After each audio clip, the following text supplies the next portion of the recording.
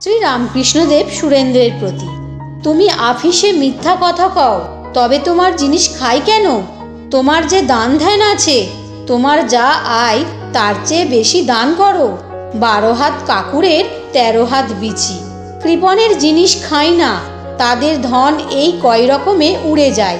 প্রথম, মামলা মোকদ্দমায়; দ্বিতীয়, চোর ডাকাতে; তৃতীয়, ডাক্তার খরচে; চতুর্থ, বদ ছেলেরা সেই সব টাকা উড়িয়ে দেয়। এই সব। তুমি যে দান ধ্যান করো খুব ভালো।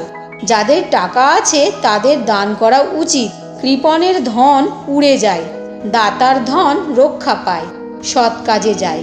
ও দেশের চাষারা খানা কেটে খেতে জল আনে। কখনো কখনো জলের এত তোর হয় যে ক্ষেতের আল ভেঙে যায় আর জল বেরিয়ে যায় ও ফসল নষ্ট হয়। তাই চাষারা আলের মাঝে মাঝে ছেঁদা করে রাখে, তাকে ঘোগ বলে।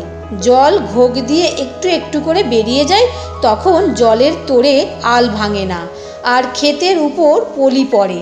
সেই পলিতে ক্ষেত উর্বরা হয় আর খুব ফসল হয়। যে দান ধ্যান করে সে অনেক ফল লাভ করে, চতুর্বর্গ ফল। ভক্তেরা সকলে ঠাকুরের শ্রীমুখ হইতে সেই দান ধ্যান ধর্মকথা এক মনে শুনিতেছেন।